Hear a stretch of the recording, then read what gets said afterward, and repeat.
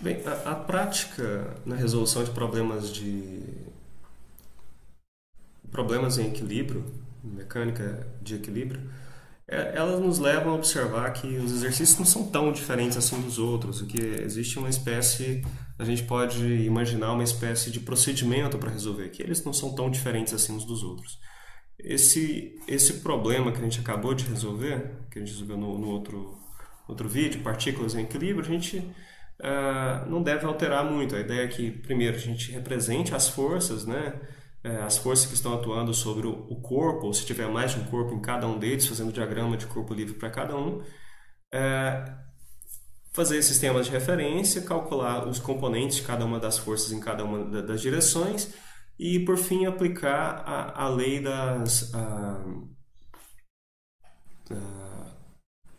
a lei da inércia para cada uma das direções. E então identificar quais são os sistemas os sistemas de equações relevantes que a gente vai obter então para resolver o problema, né, de acordo com a variável alvo. Se a gente olhar aqui, a gente pode esboçar uma estratégia para resolver, é só uma maneira de, de escrever isso. Está lá no livro do Yang. Eu achei interessante trazer que ele traz uma espécie de uma receita de bolo, que a gente tem que usar mais de maneira crítica, né? Mas serve como um guia. Então, o primeiro passo é identificar os conceitos que são relevantes do problema. Então, já que é um problema de equilíbrio, o que vai ser importante como primeiro passo vai ser a lei da inércia. Se tiver mais de um corpo, se tiver dois corpos interagindo, imagina que tenha, por exemplo, uma corda entre dois corpos, você tem então, ou você tem uma mola, ou uma interação gravitacional, algum outro tipo de interação. Então, pode ser relevante também usar a lei da ação e reação, né? Sabendo que a força que um corpo atua sobre o outro tem que ser igual à reação dele aqui em cima com a mesma intensidade, mas só que sentido oposto. Um segundo passo já seria preparar o problema para a sua resolução. Então, a gente sabe quais são os conceitos, agora é esquematizar a situação física.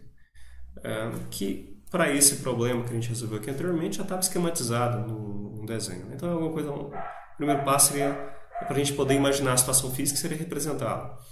E depois fazer então um diagrama de corpo livre do corpo, né?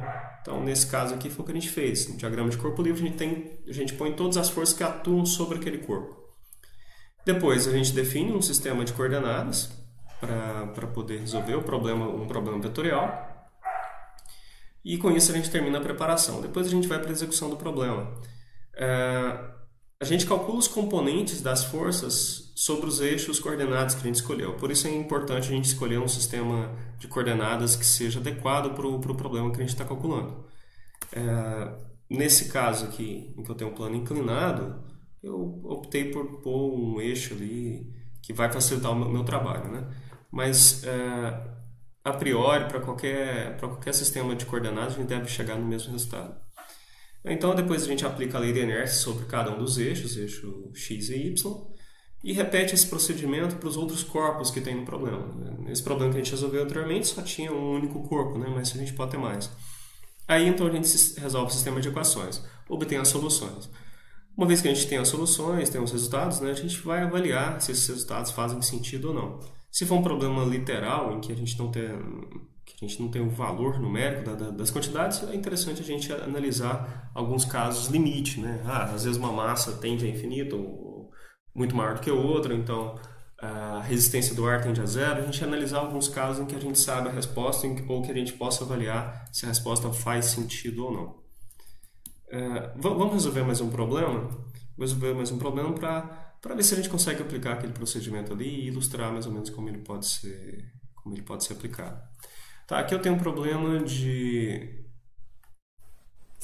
numa figura, né, tem um bloco aqui amarrado numa corda, e essa corda tem alguns... na verdade são várias cordas, né? Tem um vínculo aqui e tem outro aqui também. Tá, ele diz que o peso é igual a 60 newtons e essa aqui é a informação importante. Ele quer saber qual é a tensão na corda diagonal, nessa corda daqui, né? E depois ele quer que a gente ache os módulos das forças horizontais F1 e F2. Tá? Porque se não tivesse essas forças, eu deveria ter uma corda na vertical, né, equilibrando o peso, mas só que eu estou puxando para cá e depois puxando para lá e fazendo essa corda na diagonal. Tá, antes de tentar resolver o problema, a gente tem que fazer os diagramas o diagrama de corpo livre para cada um dos corpos que a gente tem aqui, né? A gente pode considerar como o primeiro corpo o próprio bloco, né? Isso aqui eu vou chamar de A. Um segundo corpo poderia ser esse ponto aqui, né? Que eu tenho, porque eu tenho forças que estão atuando somente, estritamente nesse ponto. Eu tenho a força horizontal aqui, tenho a tração dessa corda para baixo, tenho a tração aqui para cima. Eu posso pensar que seja um corpo de massa nula. Então esse aqui seria um corpo B. E um terceiro corpo aqui em cima, um corpo C, que eu tenho outras forças atuando sobre ele. Como é um problema de equilíbrio, as forças são todas... eu tenho um resultante igual a zero. Tá, então, antes mesmo de tentar resolver, vamos fazer os diagramas de corpo livre. Então, para o corpo A, o que eu teria? Eu tenho aqui a força-peso, certo? Eu tenho a força-peso. Equilibrando a força-peso, eu tenho a força de tração, vou chamar de TA, que é a tração nesse primeiro trecho da corda aqui, tá? É a tração TA. Então, para o corpo A é simplesmente isso. Para o corpo B, aqui, esse outro ponto aqui, eu tenho que essa tração na extremidade de baixo da corda, ela foi transferida para a parte de cima, né? A gente está imaginando que a corda é uma corda ideal, que não tem a massa. Então, no ponto de cima, eu vou ter uma tração para baixo, puxando. Tem a força F2 horizontal. Eu tenho a força F2. E tem a força, vou chamar de TB, que é a tração nesse outro trecho, né? No trecho diagonal da corda. E tem um terceiro corpo, que é o corpo C, que está aqui em cima, que é em que eu tenho a tração TB, que foi transferida para ele. Vai ficar muito bem representado aqui. Essa aqui é a TB. Tem a força horizontal F1. E tem uma tração na segunda corda aqui, né? Aliás, nesse terceiro trecho da corda, vou chamar de TC, que termina de equilibrar o problema. Tá, ele quer que a gente determine Ele quer que determine na letra A qual é a tensão na corda diagonal, tá certo? Se eu partir, ao invés de tentar resolver para montar os sistemas de equações para cada um dos três corpos, bora tentar antecipar a solução. Se eu simplesmente... se eu considerar os corpos B e C, né, que estão em contato com essa parte da corda, são eles que vão interessar para a gente. O problema do corpo C é que, bem, eu não conheço nenhuma dessas duas forças, ele não me deu valor de nenhuma delas, né? Então eu não consigo determinar a força TB. No corpo B, eu não conheço a força F2 e nem TA, então o problema é parecido. No corpo A, eu já consigo determinar a tração TA, né? Porque ela equilibra o peso P, que eu já conheço o valor. Uma vez que eu conheço a TA, eu sei que o componente vertical de TB vai equilibrar a TA no corpo B. Então eu já vou conseguir determinar a TB, sabendo o valor desse ângulo aqui, né? Sabendo o valor do ângulo que essa corda faz com a horizontal. Vou até colocar aqui, 45 graus.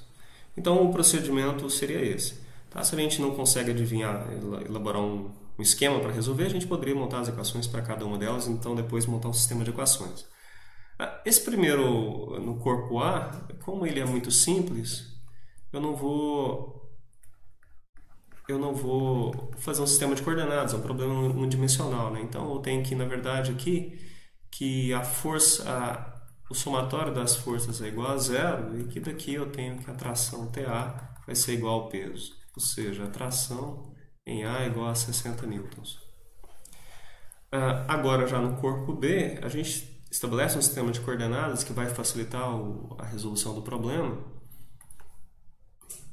Eu vou fazer um sistema de coordenadas em que eu tenho um eixo horizontal, x, e um eixo vertical aqui, y.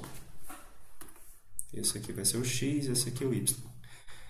A componente de t na direção vertical, só apagar essas letras aqui, a componente na direção vertical está aqui.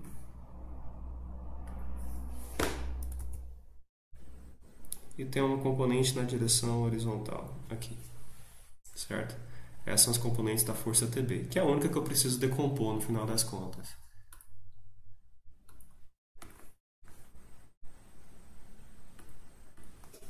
Então, eu tenho TB, né, eu acabei de cancelar aqui, então eu tenho um TB na direção X e tenho um TB na direção Y, a componente na direção Y. Eu sei que, então, no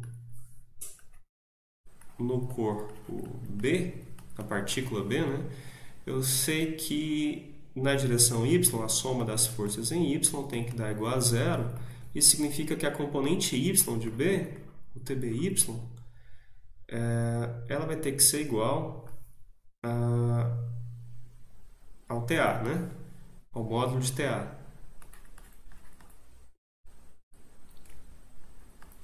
TA vale 60 newtons, então o TBY vale 60 newtons.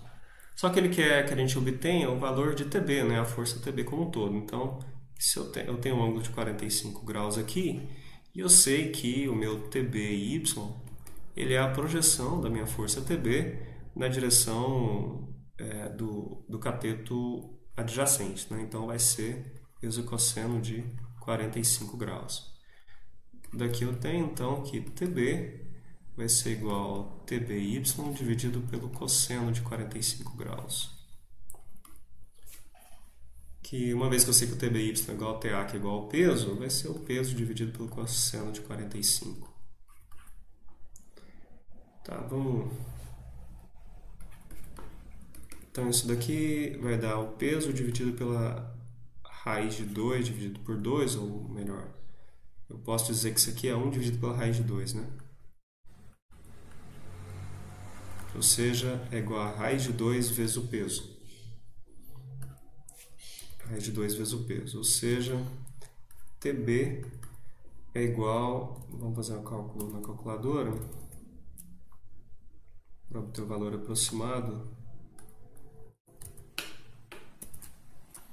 Vai ser 60 multiplicado pelo cosseno de 45 vezes π dividido por 180. Aproximadamente 42,426. Como ele pôs 3 algarismos significativos, vou colocar 3, né? Então 42,4 newtons. Essa aqui responde a letra A. Essa responde a letra A.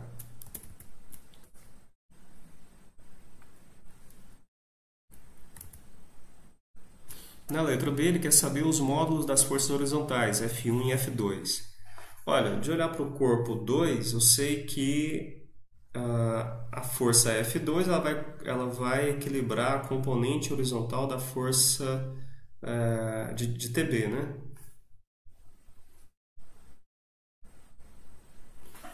Então, vamos lá, letra B.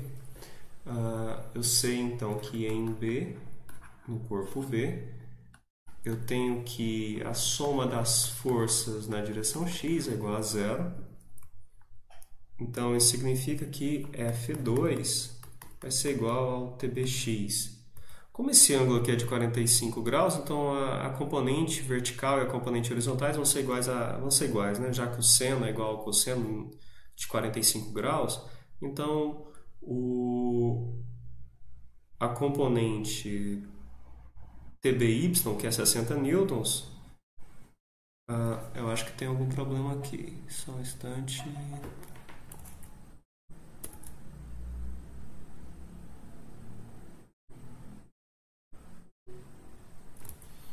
Eu fiz o cálculo errado naquela questão anterior. Eu multipliquei por cosseno de 45, era para ter dividido, né? Então dá, aqui é 84,85.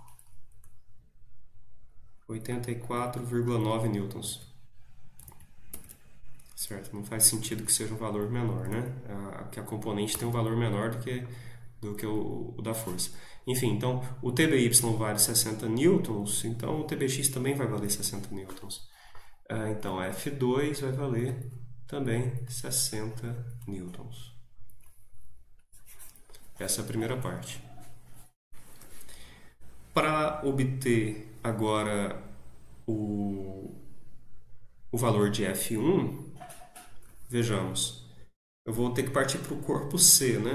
Vou fazer um sistema de coordenadas ali em C também. Vou fazer o mesmo sistema, que eu tenho um eixo vertical